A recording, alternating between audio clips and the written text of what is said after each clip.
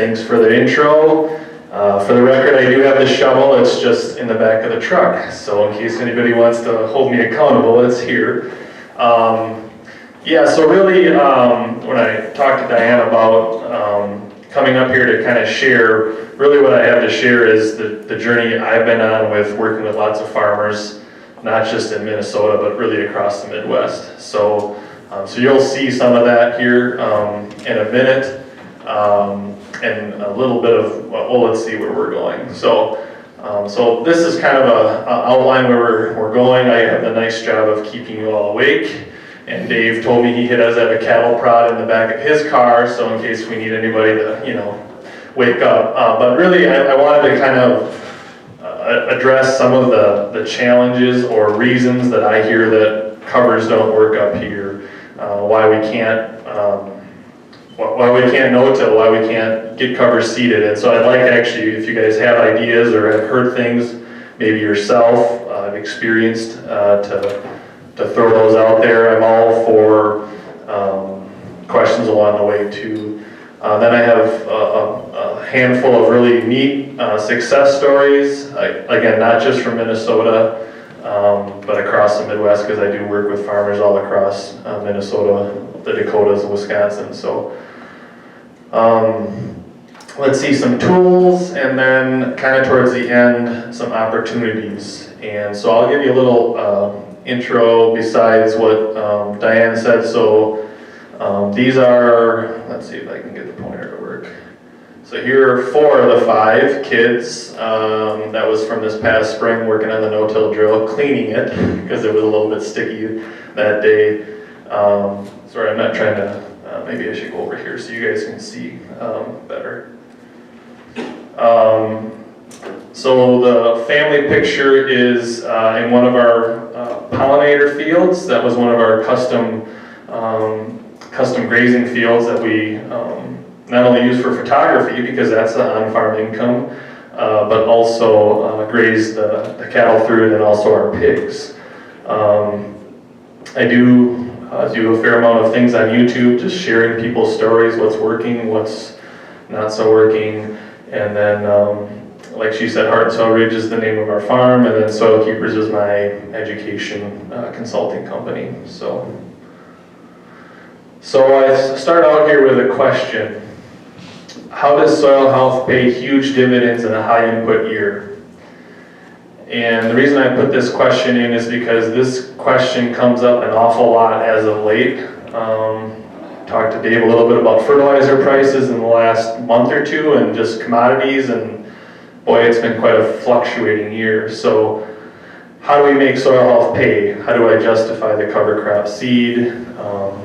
All those type of questions. And I would argue that it really does pay well. The dividends are definitely there if we're willing to give it a try. And so I just wanted to kind of throw that out there initially to get started. So how is this going to pay us forward, right? So this is Sierra Rye that was, well, I'll actually show you guys a video, but the beans are actually been planted in this. How is this going to pay for itself? The truth is there's a lot of ways it's going to pay itself forward, and we'll kind of dive into that. But I wanted to share a few pictures to kind of get us thinking. This is an intern that I had a couple years ago, the privilege to work with. So a little bit of back to the fertilizer component. When we're putting a lot of fertilizer out there, yes, we're trying to feed the plant, but I think the more and more fertilizer prices stay high and are fluctuating, we want to think about the biological side of things. So moving from left to right, and having those live roots, but also our biology in the soil pay their way. So I've put this in here to get us thinking about how our soil's functioning, right? How many have seen the slate test? Most of us. Many of our soils aren't functioning very well. And when we talk about fertilizer, we want nutrients that are available, But when we don't have water entering our soils, we have some big issues. And I want to take this one step further. And I put a stat on here. It pretty much holds true anywhere across the Midwest that I've worked in. So if we're doing any amount of tillage, on average, we're only infiltrating 1/2 to 1 inch of rain per hour. And a lot of people say, well, what does that mean? I'm like, well, if you got a 3-inch rain and it came in a half an hour, you only soaked up very minimal of it. And this demonstration obviously shows it. So we want as much water to be soaking into our fields, our soil profile as we can. So let's talk about some of the challenges or reasons that covers aren't working up here. And I'm going to pick on a couple people because I know a few folks. Mike, where are you? What's one reason that you've maybe experienced or that you've heard that cover crops, different soil health practices don't work this far north? One that I hear often is that the ground's too heavy, or that it's too much clay. That's one that's often that can't. Okay. Or So the 80 tillage to warm up in the spring. Tillage to warm up the soil in the spring. What else do we have? Anybody want to go out on a limb? I can call on you since you have name tags on. Joel, what about you? You're in the back. Not enough time to get it planted. Not enough time to get it planted. Fair enough. But on my way up here was 2 hours and 20 minutes, and most fields were turned over to some degree. So we had time to run across it with a tillage tool. So I would offer that we do have time to do something, tillage. Could we be planting a cover crop seed? What about the table back here? I saw a nod. What do you guys have as far as what reasons that we've heard that covers don't work or don't work well? It's mostly not allowing a growing season. I hear that all the time. And I grow covers and I no-till, so I see it where people say you can't no-till. But yeah, sometimes it looks not as good as the guy that tills right away, but Sure. it always yields, so. I just get the impression people they don't want to change. Sure, change is hard. Scared. Yeah, on all levels. Yep, I agree. One that I hear is I'm too far north, and that's fine. I mean, but I work with guys way up northern, in the Dakotas and all across the Midwest. Dave spoke he's south of us, and I mean, if we want it to work, if we want to make time to do it, we will get it done, I guess is what I often tell people. I had a couple others, but I left my notebook in the back. But we'll keep going. Equipment is one that I often hear, right? So that's a 1750 deer. But I've worked with a lot of guys that have made it work just fine with a 7,000 deer or 7,200. Yes, have they modified their equipment? Sure. Have they spent gobs of money? No, not necessarily. So I don't have the right equipment. I think we can get past that pretty easy. We as farmers are fabricators, innovators. We can get stuff done. So I would offer that that's maybe not a super solid reason. And I'm purposely trying to push at you guys a little bit. I told Dave that, about the cattle prod, but I'm hoping to challenge some of our paradigms about why this can't work, here. So here's an example, getting back to the equipment. Is there a reason we can't change our closing wheels? Obviously heavier down pressure and whatnot, but, it doesn't matter if it's blue or green or whatever color your preference is on your planter. We can definitely do things fairly economically, especially when you start looking at Shoop and some of the other, opportunities, places to get parts. Let's go one step further. I don't have a no-till drill. How many of us have a no-till drill in here? Not many of us. But do we know of a neighbor or somebody within a few miles that has a no-till drill? Maybe they're not as prevalent up here. I mean, I guess what I'm saying is, we don't just have to use a no-till drill. I'm gonna get in some definitely some good examples of people having success if they don't have the drill. I don't have a no-till drill, but I have several neighbors that I have to pay to get them to come and show up on their schedule. Yes, Mike? Can I point out that the Soil and Water Office has one, it's very reasonable to rent? There you go. So the Soil and Water District, many of them do have drills. Are they 30 footers or 40 footers? No, they're not 30 foot. I mean, I don't know how big the drill is, but if you want to try it, there's your option. Maybe it's just the fear of failing, right? That can be pretty intimidating, right? Or if it gets up another foot or two tall, right? So maybe we want to reach out to people that are doing it. There's some of us in this room that have mastered it. This gentleman back here said he's been doing covers and no-till for a while. No master. No master, well, always learning and always experimenting maybe. But again, you know, this is really out of our norm for many of us. I mean, I grew up moldboard plowing on our farm, so, and then we went to the chisel plow system. So this is quite a contrast. And of course, we have a lot of peer pressure in our communities too about this is pretty out there, right? So I put Minnesota Soil Health Stories. Really, it's a story of the Midwest, but even further than that. I mean, you just look at what's going on. There's people all across the country that are really doing this well. Are they failing? And yes, they are failing, but they're falling forward and they're getting up and trying it again. So soil health isn't just 1 or 2 years of trying cover crops or planting green or no-tilling. It's a several-year process. So I'm going to point out several farmers that some of them I've worked really closely with, some of them I've only been on their farm once, and maybe I've just interviewed them for what they're doing. But I want you to pay a particular attention to what kind of equipment we're utilizing in some of these pictures. 'Cause some of it's pretty innovative. Some of it's stuff that's been around in the shed for 20 or 30 years, and it's fairly typical on most farms. So Everett and his wife, right out of the get-go, behind them, right there is the no-till drill. You see it's white. It's obviously not a drill, right?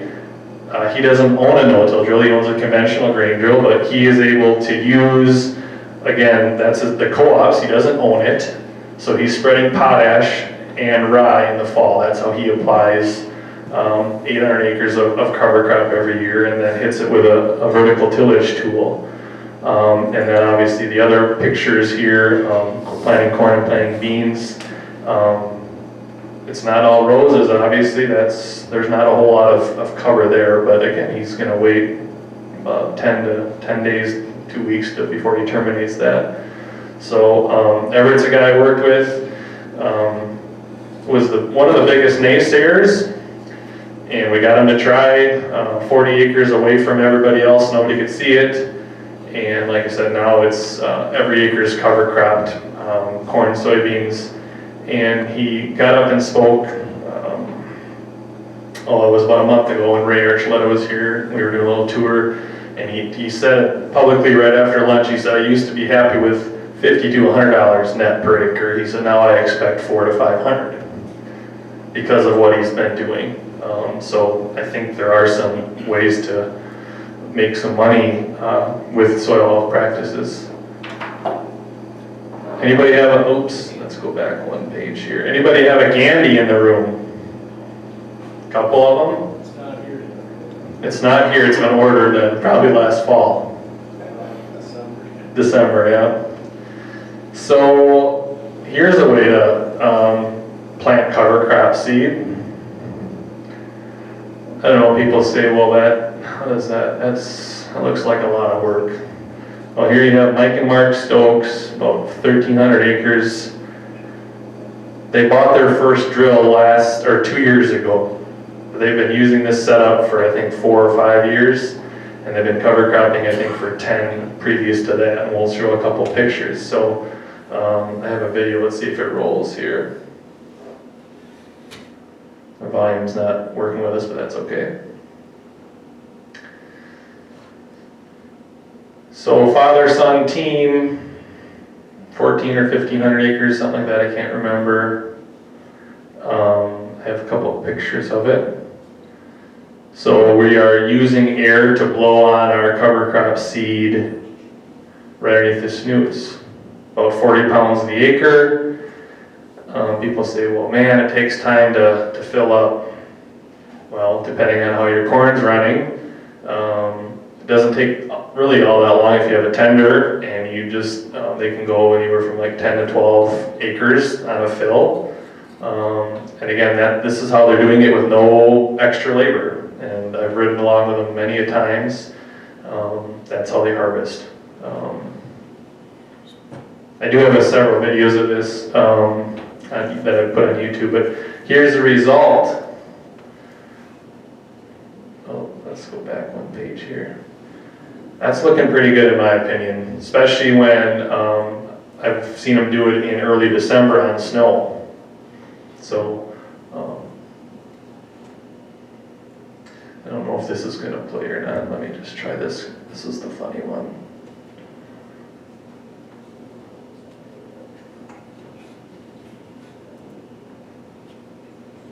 Again, sorry about the video or the audio. Clearcrest Farms. So yeah, that's a cover crop. That's forage. Obviously, triticale. Here's a picture I took with them with a couple of our banners a few years ago. 700 cow dairy. They plant 400 acres of triticale. That's right after corn silage. And take the forage off like you saw, end of May, first week of June. And then their no-till soybeans are drilled right into it. So let's back up one step. That would be 3 crops in 2 years. And if you got to talk to Rob or Luke, they would tell you those are their most profitable acres. And that triticale is not just heifer feed, dry cow feed, it's going into the lactating herd. So again, trying to push the envelope, grow more than just one crop per year. And by the way, they've been doing this, I think, for like 12 years, so. Let's see, Market Mike Stokes again. This time we have a different Gandy. And we have a different piece of equipment. So on all our soybean acres, this is generally, Mark is running the Gandy and the rotary hoe in the mornings when they can't combine. That's how they're getting their cover crop seed. And so, again, I asked the question, do we need to have a no-till drill to get cover crop seeded? No, we don't. Good friend Joel Lawler, he took a corn detasseler from Ontario, fabbed it up, and that is what he calls a cheap version of a Hagee. So there's another Joe in the room that also has a seeder of similar caliber, and we're driving corn and soybeans, Labor Day-ish, late August, to again try to get the seed out there. Let's see if this works.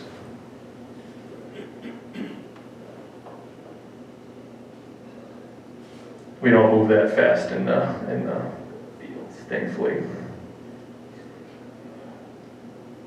This was at a field day we had this past year.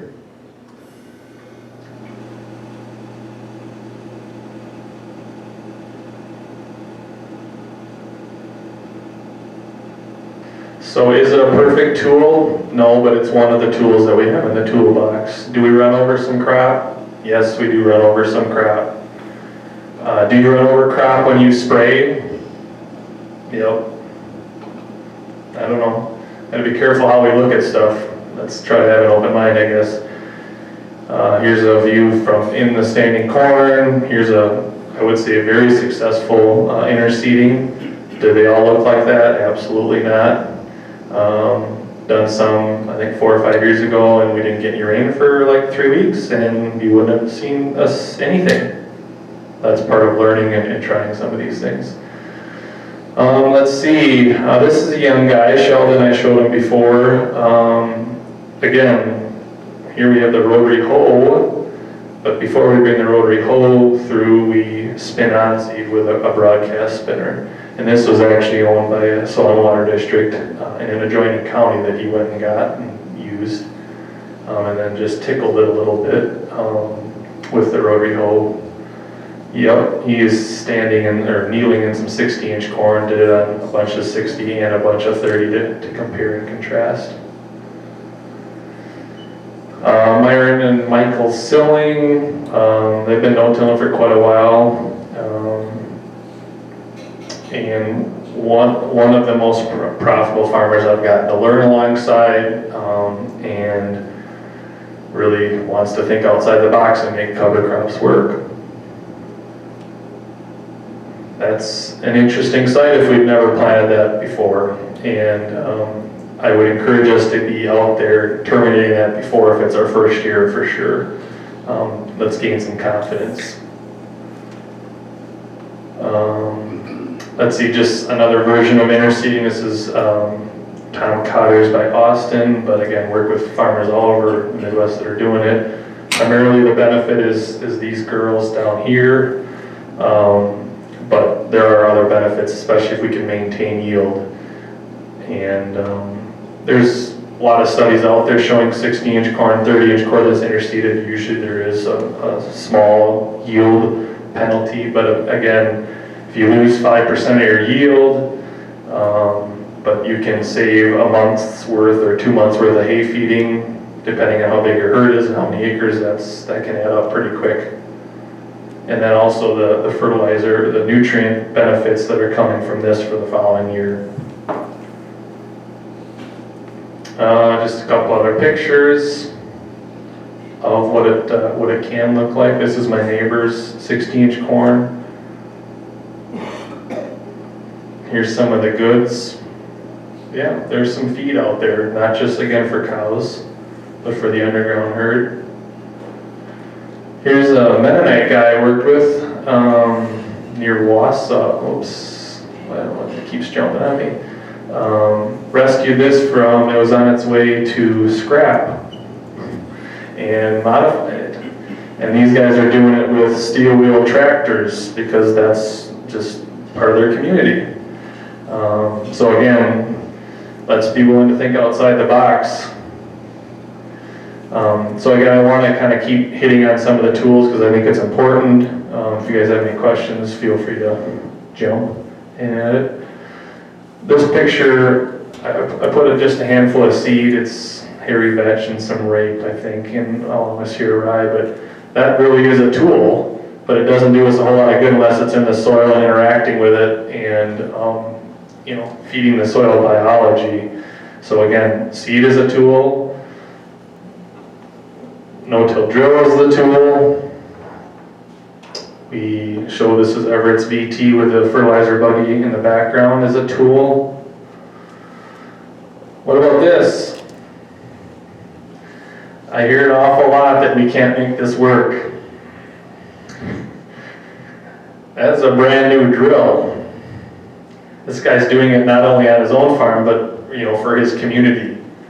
So if we want to make it work, we'll make it work.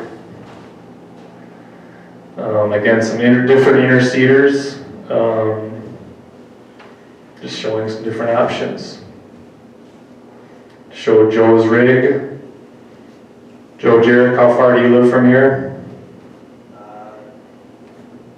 30 miles or so. So somebody in the room has a similar rig.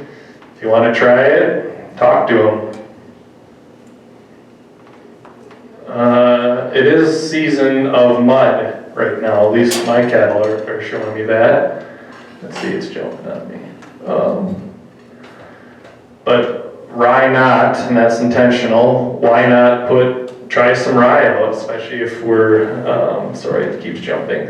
Here we're using a pair of 8300s, I think, our older conventional grain drill to put out rye. That is a pretty sophisticated fertilizer buggy, especially in a late harvest situation. That is an option. Friend that has this rig did, I think, 1,000 acres that March. Is it a perfect stand? We'll see a few pictures. Oh, here's an example using a VT that has a seed box on it to frost seed. That'll get your neighbors talking. Why are you out there?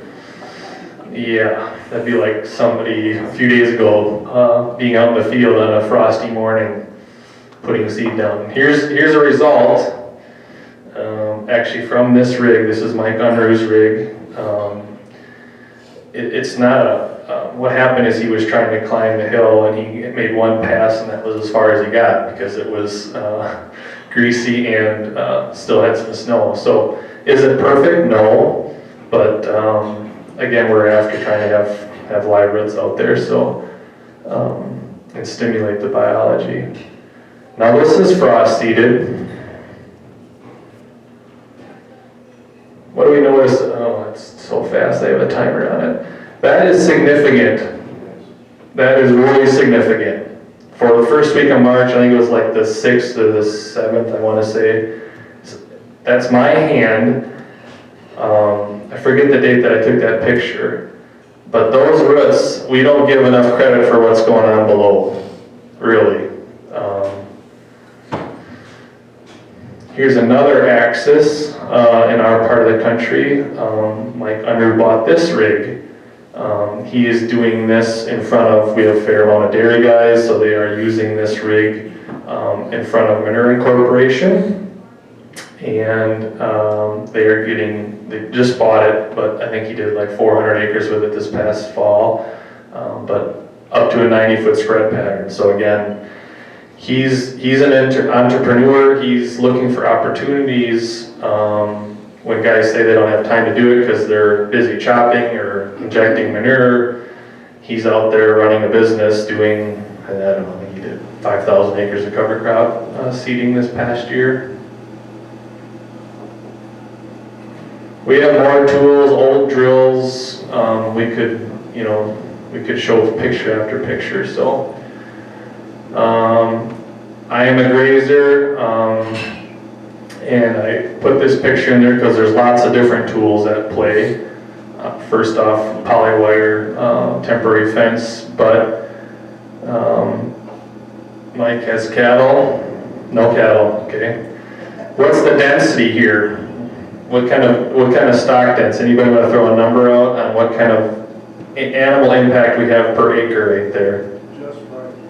Just right. How about 500,000 pounds of the acre? There is a fence right behind this group of cattle. We can do a whole lot of impact, both good or bad, and with grazing animals. And it's not just beef. I worked with a dairy guy kind of by Eau Claire 10 plus years ago doing it. But let's also not stop there and we think about feeding out on our landscapes. Yeah, we got to be careful during times like this, for sure, with how much damage that there's potential. But again, there's ways to incorporate soil health on our farms, whether we have livestock or not. I think we forget about this tool, these tools. How many earthworms are living on your farm? I don't know. But you can take a shovel and find out pretty quickly. One spring I went on it was mid-April day, went to like 10 farms. Some fields had no earthworms, some had 10, 15 per shovelful. That's huge. But we also have to take the time to, look at that. So we're kind of getting towards the wrap up here of, I'm going to throw some questions at you to keep you awake. So I'd be remiss if I didn't talk about the soil health principles.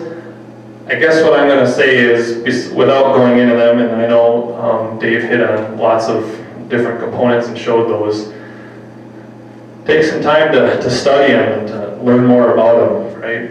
How do we armor the soil, minimize disturbance? keep living roots. We have a long ways to go if we want to farm differently. And I talked about the grazing thing. So I do have a YouTube channel. Used to do it a lot more. Most people would say this doesn't work. You can't broadcast rye. This is a co-op did with airflow in the months of November, December, January, February. And rye is a pretty interesting crop. It's pretty bulletproof. There's the result. This is another neighbor of mine. Now all of his row crop acres, about 500 acres, are cover cropped one way or the other. That was done at about 50 pounds of rye on the week of Thanksgiving a couple years ago. All right, so a couple questions. All of us probably soil test in here. How deep do we soil test? How about in the front, you guys? 0 to 6? Yep. Okay. Anybody else? How deep are we soil testing? 0 to 6, right? Joe, how deep do your roots go down? A lot farther than that, 2 feet. A lot farther than that. So the only reason I put this picture, this question up there, I want us to think a little bit harder, especially when in a year like this when we have fertility prices like they are. A couple reasons. One, there is more fertility further down, especially when you're using cover crops. Those roots are going past 6 inches and they're making plant available nutrients. And this one is getting more and more attention. The Haney soil test, it's, I'll just be honest, a lot of university folks aren't super favorable to it. There's reasons there. I don't necessarily go along with much of it. But it is a tool that measures the biologic activity in our soil and what we can take credit for. So if you haven't researched the Haney soil test, look it up. Your agronomists best know about it. And I'm not trying to offend any agronomists that don't know about it or that hear. But we need to start looking at this, especially when you can be growing. Dave had a slide early on in his presentation, 229 bushel corn on 50 pounds of N. So this is a test that can kind of help us get more understanding about how that's possible. I would also encourage you, if you do want to try a Haney test, they're more expensive, they're about $50 a sample. There's a couple decent labs. There's a lot of labs that say they do it, but I would be careful where we send them, okay? Because I've done the homework of sending the same sample to several different labs, and you'd be amazed what you could get back. Put this picture in here. Who are your trusted advisors? Probably some of the people maybe sitting at the same table right now. But I would encourage you to network hard and to maybe your advisors are, obviously your agronomist, your banker, but push out of that network and just be willing to ask some questions about how we can make it work on our farm. Okay, one more question, and then Dave and I talked about kind of doing this, the last part somewhat together, but how many of us have shovels? Okay, everybody has a shovel. Some of the guys didn't raise their hand, but I'm pretty sure we all have shovels. 3 years ago, I was in a soil health hub group and asked the same question. Everybody had shovels, 10 of us in the group, myself included. I asked the question, how many of us use our shovel? We grow crops, we're farming for a living. We spend a lot of time talking and looking at the above ground part of the equation. Let's get the shovel out. Let's use it. Let's make it a tool. Shovel is $30, $40, and we don't have much issue spending hundreds of dollars per acre. But if we don't know what's going on below the surface, I guess I want to encourage you to really make this your best friend. That may sound cheesy. I really don't care. Because with the shovel, we have an awful lot to learn about what these roots are doing for us. You notice there's soil attached to them, right? There's a lot of cover crop roots that I see that there's no soil attached. That's telling us something. Again, a lot of soil that I dig up doesn't have any of these friends in it. That's telling us something. So again, it's an encouragement, it's a nudge to be willing to get out in your field and not compare yourself to Sam, your neighbor. Dig your field and then jump in a fence line or somewhere where it's not been disturbed, woods, and you will start to learn an awful lot. And you don't have to pay a whole lot. You don't have to pay your agronomist to help you learn this sort of stuff. You can do it yourself. So with that, I pretty much have, that's wrapped up. That's got my contact information, and I just wanted to kind of share again what folks are doing, not only in your backyard, but within 50, 100 miles, and doing it successfully. So, and I'll turn it back to you, Diane.